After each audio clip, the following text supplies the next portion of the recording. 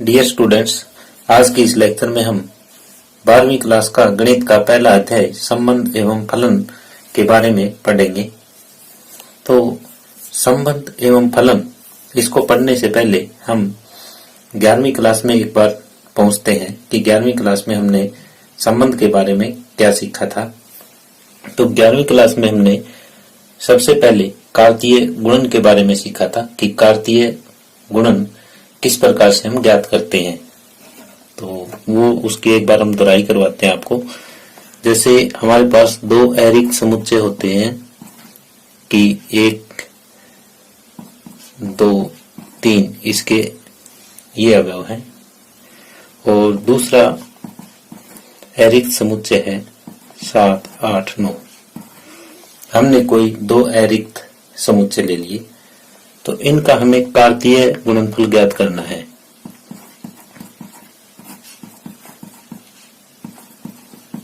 तो कैसे ज्ञात करते थे हम? इसको a गुणा b से दर्शाते थे और ये इस टाइप से कि पहला अवयव पहले इन तीनों के साथ क्रमित युग्म में आएगा, 1, 7, 1, 8, 1, 9। इसी तरह से दूसरा अवयव तीनों के साथ आएगा, 2, 7, 2, 8, 2, 9। इसी तरह से तीसरा अवयव भी तीनों के साथ आ जाएगा, 3, 7, 3, 8 और 3, 9। तो इस तरह से हम कार्तीय गुणन ज्ञात करते थे। तो यहाँ पे जो पहला अवयव है, पहला अवयव पहले समुच्चय का होता है।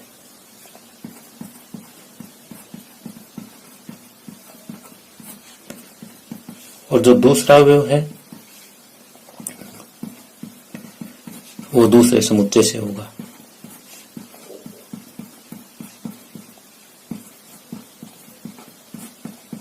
तो ये जितने भी क्रमित युग्म है सब में ऐसा ही है कि पहला अवयव पहले समुच्चय से है, दूसरा अवयव दूसरे समुच्चय से है, पहला अवयव पहले समुच्चय से, दूसरा अवयव दूसरे समुच्चय से है, सभी क्रमित युगों में। कार्तीय गुणन के बाद हम इस बात पे चलते हैं कि संबंध क्या होता है। संबंध क्या होता है? संबंध जो है वो हमेशा दो वस्तुओं के बीच में होता है। ये आपको विशेष तौर पे ध्यान रखनी है कि संबंध हमेशा दो वस्तुओं के बीच होता है।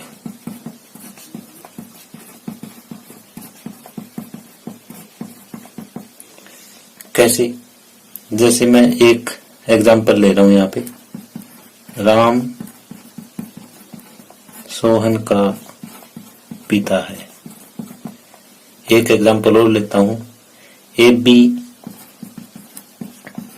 पी क्यू के समानांतर है। यहां देखो, राम और सोहन के बीच में संबंध है, किसका है? पिता का है। यानी यहाँ पे दो आदमी हैं और उनका आपस में संबंध है। अब ए बी पी क्यू के समांतर है। अब यहाँ दो रेखाओं का संबंध है और कैसा संबंध है कि वे दोनों समांतर है। तो इस हिसाब से हम संबंध स्थापित कर सकते हैं। और जैसा हमने ये दो समुच्चय लिए थे, अब इनके बीच में किस तरह से संबंध स्थापित होगा ये दर्शाते हैं। जैसे मान लिया ये समुच्चय ए हमने माना था, इसमें अवयव 1, 2, 3 है। एक दूसरा समुच्चय और मानना था बी, इसमें 7, 8 और 9 ये अवयव है। अब हमें एक संबंध आर स्थापित करना है ए से बी के बीच में, यानी सभी क्रमित युग्मों का समुच्चय। ये संबंध आर इस टाइप से है कि b बराबर a+5 लिया हमने, जहां पे a जो है पहले समुच्चय से संबंध रखता है और b दूसरे समुच्चय से संबंध रखता है। इस तरह से हमने एक ये संबंध स्थापित किया। अब यहाँ पे क्या है हमारे पास, b बराबर a+5 है। अब a में देखो पहला एलिमेंट क्या है, 1 है। अगर a की जगह हम 1 रखते हैं तो b कितना आता है, 1 और 5 6। अगर a की जगह 2 रखते हैं तो b की जगह कितना आएगा, 7। अगर a की जगह 3 रखते हैं तो b की जगह आ जाएगा 8। तो यहाँ पे पहला जो क्रमित युग्म है वो ये आया 1 6, दूसरा क्रमित युग्म आया 2 7 और तीसरा क्रमित युग्म आया 3 8। अब ये देखो पहला अवयव जो है वो a में होना चाहिए और दूसरा अवयव b में होना चाहिए। तो यहाँ देखें कि पहला अवयव तो a में है लेकिन 6 b में नहीं है, तो ये इसका संबंध नहीं होगा। अब दूसरा देखते हैं कि a में 2 है b में 7 है, तो ये संबंध है। तीसरा a में 3 है और b में 8 है, ये भी संबंध है।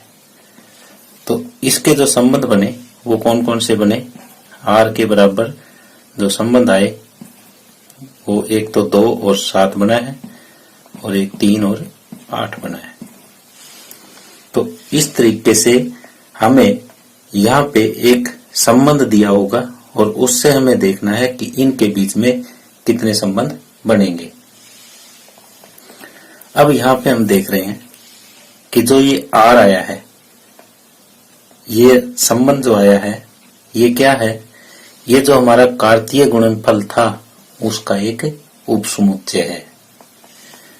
तो अतः हम कह सकते हैं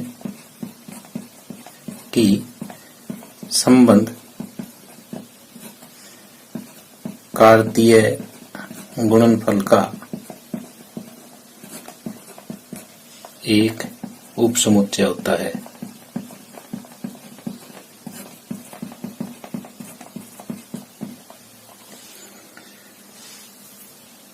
डियर स्टूडेंट्स, हमने 11वीं क्लास में भी संबंध पढ़े थे और अब 12वीं क्लास में भी पढ़ रहे हैं, लेकिन इन दोनों में डिफरेंस है। वो डिफरेंस क्या है ये चीज हम आपके साथ डिस्कस कर रहे हैं कि जैसे 11वीं क्लास में हमने जो पढ़ा वो ये था कि हमारे पास 2 समुच्चय होते थे, A और समुच्चय B,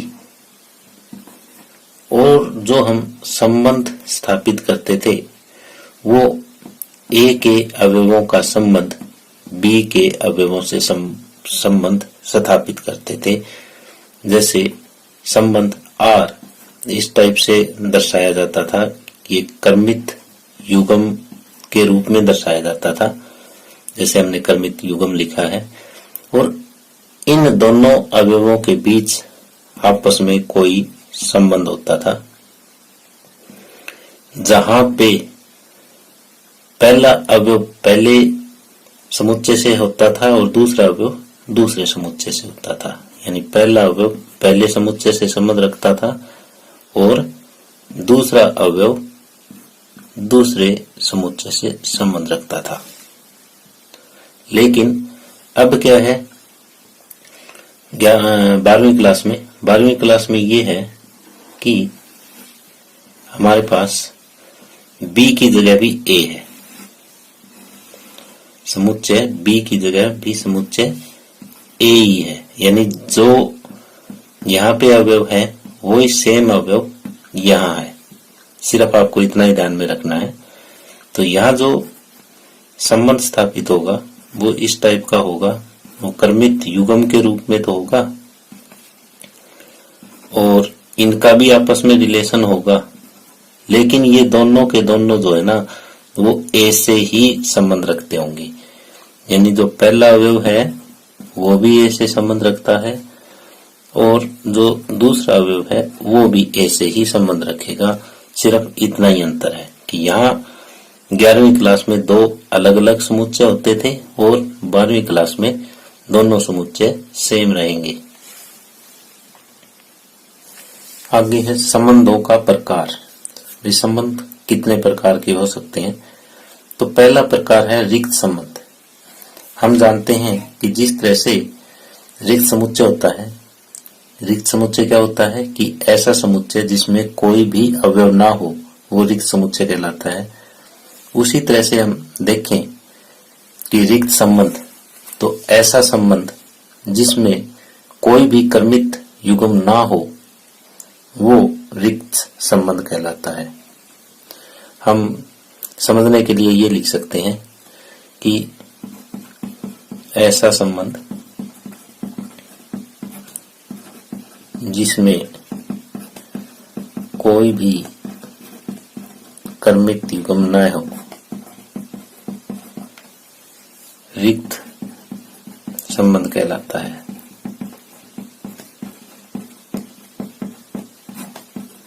यानी इस परिभाषा को हमने समुच्चय की परिभाषा से जोड़ा है। जैसे रिक्त समुच्चय की परिभाषा होती है, उसी तरह से हम रिक्त संबंध की परिभाषा यहाँ पे बना रहे हैं।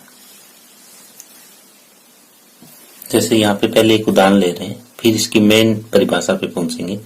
उदाहरण में जैसे हमने ये एक समुच्चय ए लिया, 1 2 3 4, और इस पे हमने एक संबंध स्थापित किया ए बी, यानी यहाँ पे ए भी ए से संबंध रखता है, बी भी ए से ही संबंध रखेगा। और ये संबंध इस तरीके से स्थापित किया है कि जो ए और बी का अंतर है वो 10 होना चाहिए। तो यहाँ पे हमें ए में से ऐसे अवयव छांटने हैं जिनका अंतर 10 हो। यानी 1 1 का अंतर 10 नहीं हो सकता, 1 2 का भी नहीं हो सकता, 1 3 का भी नहीं हो सकता, 1 4 का भी नहीं हो सकता। इस तरह से ऐसा कोई भी कर्मित युग्म नहीं है जिनका अंतर 10 हो। जैसे सबसे बड़ा और सबसे छोटा भी हम लें और उनका अंतर करें तो वो 3 ही आता है, 10 नहीं आता। तो ऐसा कोई कर्मित युग्म नहीं है जिनका अंतर 10 हो। तो ऐसे केस में ये जो संबंध होगा ये रिक्त संबंध होगा। और इसकी परिभाषा किस तरह से लिखेंगे? इसकी परिभाषा को इस तरह से लिखेंगे, किसी समुच्चय ए में संबंध R, किसी समुच्चय ए में संबंध R, यानी उस समुच्चय में संबंध जो है वो R से डिनोट किया गया है, को रिक्त तब कहेंगे जब ए का कोई भी अवयव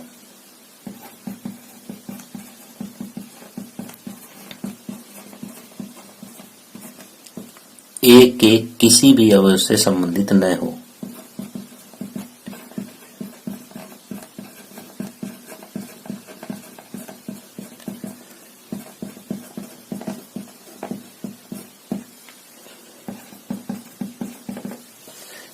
यानी जब हम ए का कोई एक अवयव लेते हैं, वो दूसरे ए के ही अवयव से संबंध ना रखता हो, तो ऐसा संबंध रिक्त संबंध कहलाता है। आगे है दूसरी टाइप, सार्वत्रिक संबंध। किसी समुच्चय ए में संबंध R को सार्वत्रिक संबंध तब कहेंगे यदि ए का प्रत्येक अवयव ए के सभी अवयवों से संबंध रखता हो। यानी हरेक अवयव के साथ संबंध रखना चाहिए, और वो भी सेम सेट में ए में। तो इसके लिए एक उदाहरण देते हैं कि जैसे ए के बराबर 1 2 3 है और R इस टाइप का एक संबंध स्थापित कर रहे हैं हम। ए बी ए से संबंध रखता है, बी भी ए से संबंध रखता है, और यहाँ पे b-1 पूर्णांक है।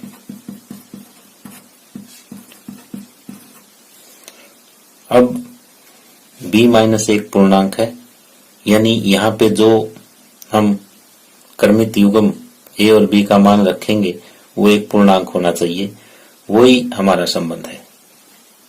तो संबंध में जो क्रमित युग्म आएंगे वो कैसे आएंगे, जैसे पहला अवयव हमने 1 लिया, 1 का इन सभी के साथ संबंध स्थापित करके देखते हैं कि क्या संबंध बनता है। जैसे 1-1, दोनों का अंतर कितना हुआ 0, 0 एक पूर्णांक है तो ये R में आएगा। फिर हम दूसरा लेते हैं कि 1-2, तो यहाँ पे भी इनका अंतर एक पूर्णांक है। फिर 1-3, यानी पहले अवयव का हमने तीनों अवयवों के साथ संबंध दिखाया है जो कि सत्य है। अब दूसरे का पहले के साथ ये भी एक पूर्णांक बनेगा अंतर, दूसरे का दूसरे के साथ इनका अंतर भी एक पूर्णांक है, दूसरे का तीसरे के साथ ये भी अंतर एक पूर्णांक है। अब तीसरे का पहले के साथ ये भी पूर्णांक, तीसरे का दूसरे के साथ ये भी पूर्णांक और तीसरे का तीसरे के साथ ये भी पूर्णांक। यानी यहाँ हमने क्या देखा, हमने ये देखा कि A के प्रत्येक अवयव का संबंध A के सभी अवयवों के साथ है। यानी अगर हम A क्रॉस A भी करें तो वो भी यही सेम चीज आएगी,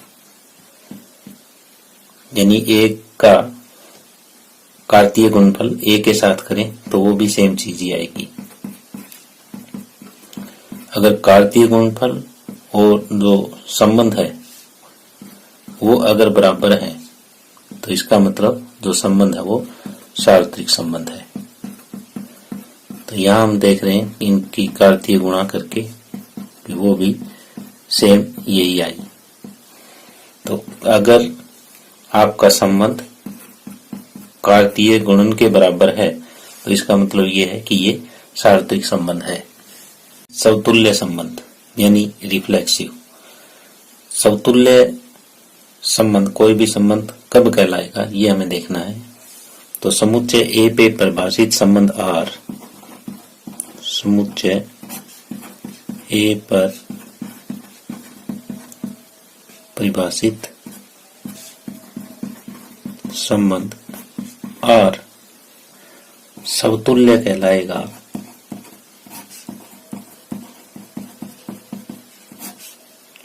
यदि प्रत्येक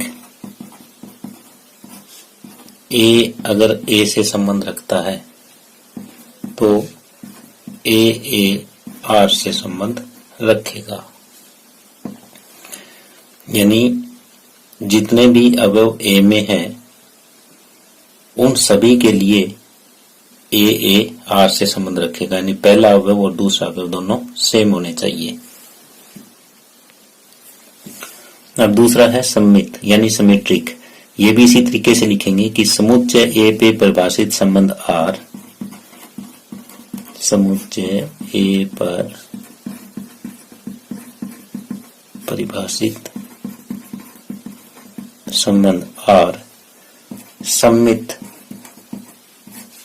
कहलाएगा यदि प्रत्येक, इसमें दो लेंगे हम, A1 A2 अगर A से संबंध रखता है के लिए, अगर A1 A2 R से संबंध रखता है, इससे हमें क्या प्राप्त हो, इससे यह प्राप्त हो कि A2 A1 भी R से संबंध रखेगा।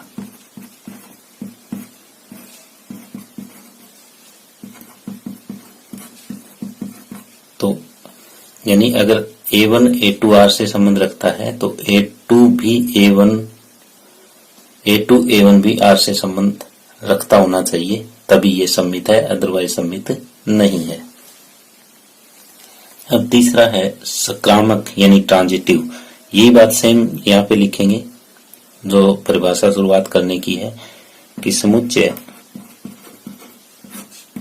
A पर परिभाषित संबंध R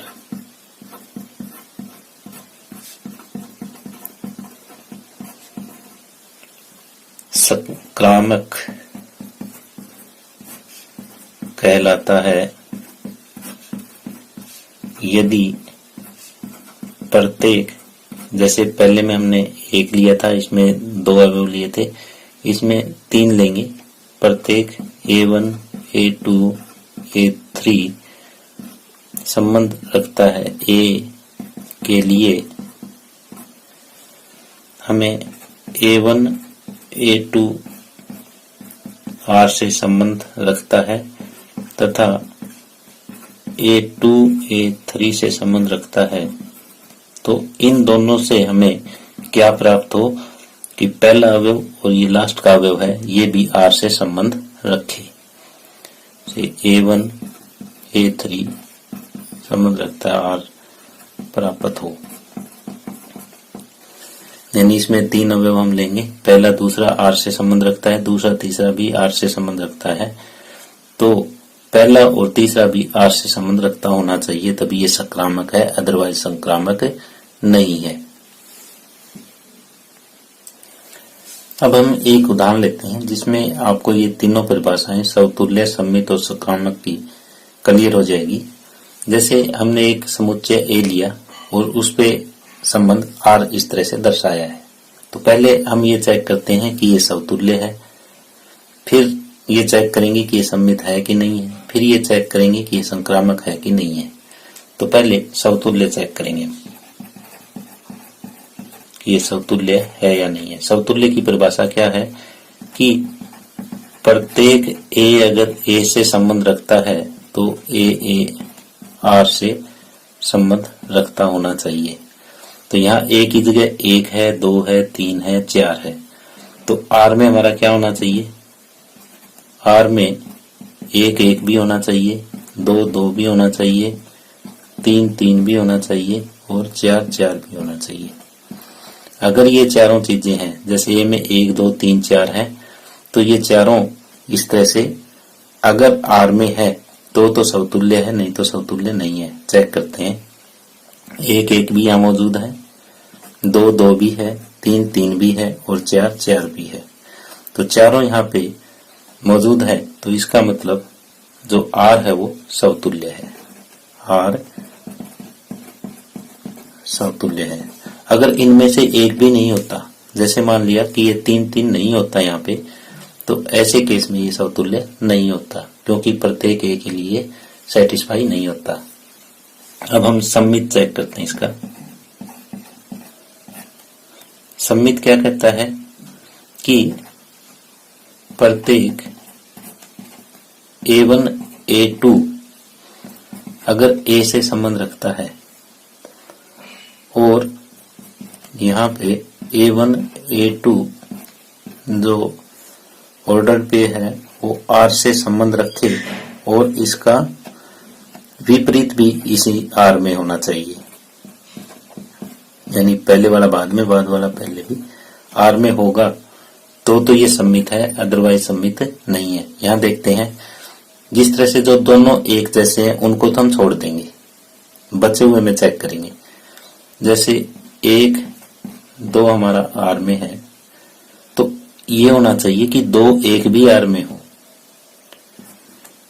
2 1 भी R में है, 1 2 R में है तो 2 1 भी R में है, तो इसका मतलब ये सम्मित है, क्योंकि और तो कोई अवयव बचा ही नहीं, बाकी तो सारे ये डबलेट थे, यानी जो दोनों एक जैसे थे वो है, और बचे दो में जो ये संबंध बन रहा है ये सम्मित संबंध बन रहा है, क्योंकि 1 2 अगर R से संबंध रखता है तो 2 1 भी R में है, तो इसका मतलब ये R सम्मित है।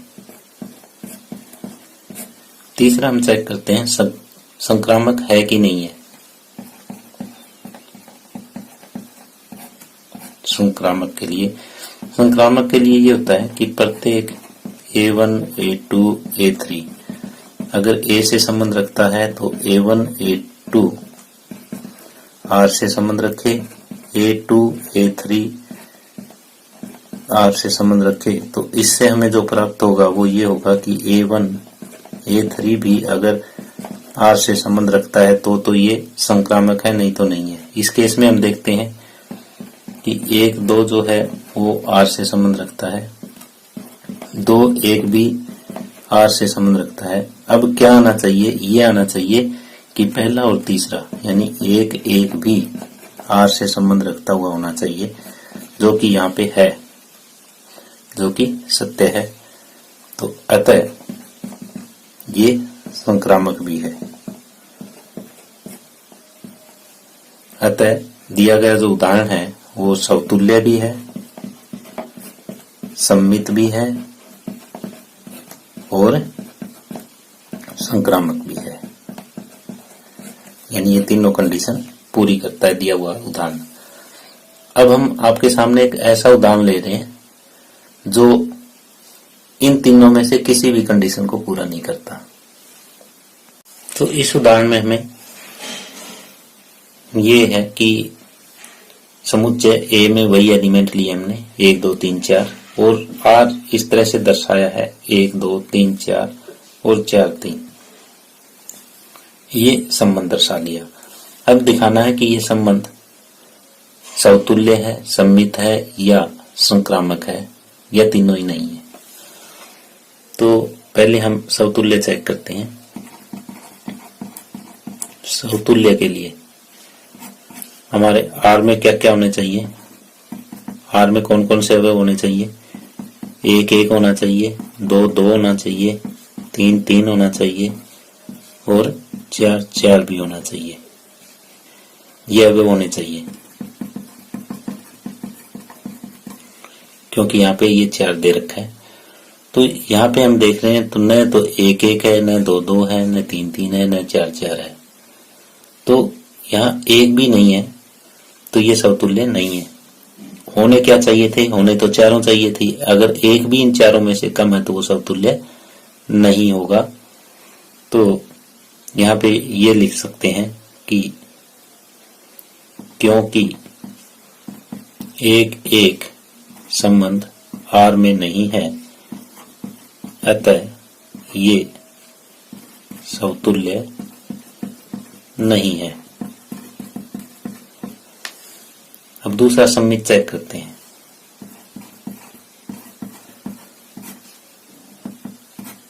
सम्मित चेक करने के लिए जैसे हमारे पास 1 2 R में है तो क्या होना चाहिए था, ये होना चाहिए कि 2 1 भी R में हो। तो ऐसा यहाँ पे नहीं है, 2 1 R से संबंध नहीं रखता। 1 2 तो R से संबंध रखता है, लेकिन इसका जो विपरीत है वो R से संबंध नहीं रखता। तो अतः यह संबंध सम्मित भी नहीं है।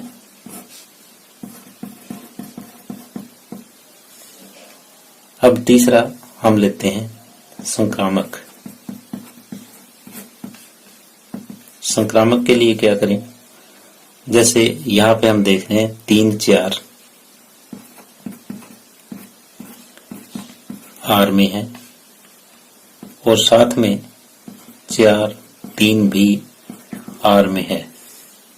तो संक्रामक क्या कहता है कि अगर ए बी R में है, बी सी R में है तो ए सी भी R में होना चाहिए, तो संक्रामक है, नहीं तो नहीं है। तो यहाँ से क्या होना चाहिए था, यहाँ से ये होना चाहिए था कि 3 3 यानी पहला और लास्ट ये भी कहाँ हो, R में होना चाहिए, लेकिन ऐसा नहीं है।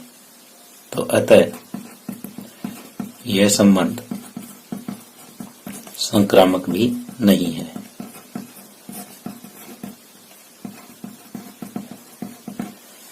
तो यहाँ पे हमने 2 उदाहरण लिए।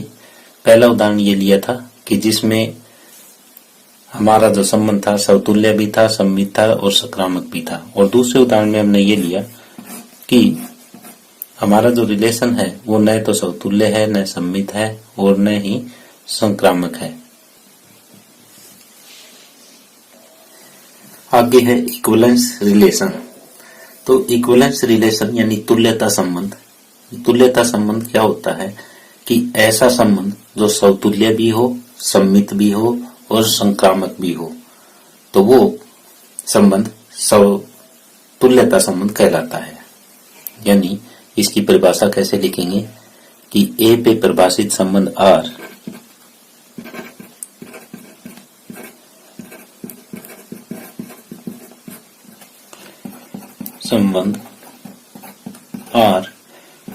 तुल्यता संबंध कहलाता है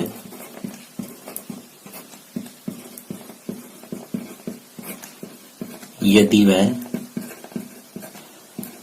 समतुल्य हो, सममित हो तथा संक्रामक भी हो।